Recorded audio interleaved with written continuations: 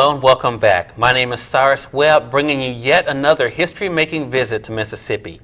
Our special guest for today is a best-selling author that's coming to us all the way from Portland, Oregon.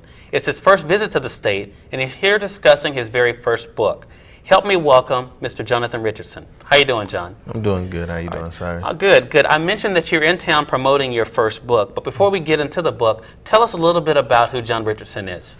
Well, I was born in Redding, California. My family's from Texas, 41 years old, spent 6 years in the Marine Corps. Got in a little trouble when I was like 15 years old, but a person is just trying to do the right thing and tell people about how the African-American man feels.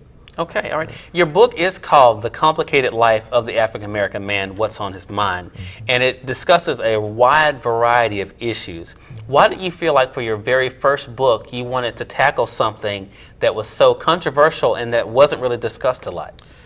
Well, that's exactly why, because it wasn't really discussed a lot. I feel like a lot of times African-American males' perspective, African-American people in general, a lot of time we don't get to discuss topics in depth and take the time to really dig into them and find out the different layers on there. A lot of times you only get 5-minute sound bites on TV. You don't really get a chance to hear the full story. So I felt like that in writing this that I could give a voice to African American people and let people know, let America know how we feel as African Americans. You mentioned giving a voice, and I know from some of the discussions we've had so far during your visit that you mentioned at one of the discussions that part of the book, in fact, the first part of the book, is kind of written to white America, and then the second part is written more to the black community. Why do you feel as though that dialogue is something that's needed today? Do you feel like there's that many issues there that they have to be addressed in the book? Yes, I do. I feel like that we need to address the different topics in depth, and what happens a lot of times is we don't speak about things with each other until something happens serious. So once a serious occurrence happens, then we want to talk in depth about topics, but we're upset, mad at each other, so we don't really get to listen to each other and hear.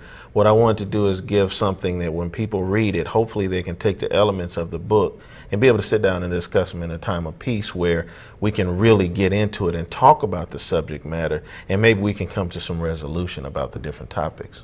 That's very true. And I noticed that with the book, I mean, just in the discussions we've had during your visit, that there's a wide variety of issues that are mentioned there. Some of them are a little bit more of a hot topic than others. But one of the things that I've noticed is that people have been able to talk about them in a way.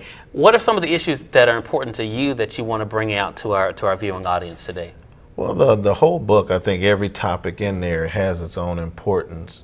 But I do just think that people have to try to deal with the different layers of social and economic, all the different problems and different things we're having going on. We have to try to deal with them at a time when everybody's calm. If we don't deal with them at the time when everybody's calm, it just ends up being an explosive finger pointing session. And so every topic in there, whether you're talking about childhood and what perceptions you have in school, or affirmative action, whether you're talking about dating, and all the top topics in there, I think are very important in their own right, and I think we need to kind of deal with them. Well, one of the things that was really eye-opening for me was your taking the crab in the barrel, the saying that people use all the time about trying to pull other people down. You had a different perspective on that. Tell our viewing audience a little bit about another way to look at the crab in the barrel mentality. Well, I just think a lot of times the crab in the barrel mentality, which people are saying that you hate to see someone make it, so you're trying to pull them down so they can't make it and get wealthy or get their piece of the American pie. I don't think it's always that simple. I think sometimes in an effort to get your piece, you may grab somebody, but you're just trying to get out of the barrel just like somebody else is trying to get out of the barrel. I think a lot of times in America, we have limited resources or access to different wealth opportunities, and you may have 5 people going for the same piece of pie. Now, just because I may grab your shoulder to try to get to the pie doesn't mean that I don't want you to get any piece, but you get a piece of pie and 5 people got to be trying to get to it. So sometimes it looks like I'm trying to pull you down, but in reality I may be trying to just get to the piece myself. Wow. Definitely some very heavy issues to discuss.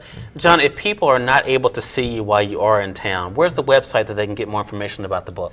Well, www.nowitsdonepublish.com, Amazon.com, and also AuthorsDen.com also. So any one of those three websites is available, and we're trying to work to try to get into Walden's and Borders books also. Okay, well, we've definitely enjoyed having you here in Mississippi. Again, that website is www.nowitsdonepublish.com. You can go there to get information about the book. You can actually buy the book directly from the website and also be able to reach out to John. And John, thank you so much again for being here with us. Well, thank you for having me. All right.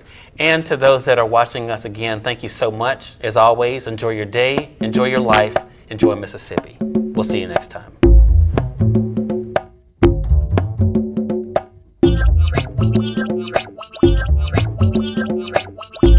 Thank you.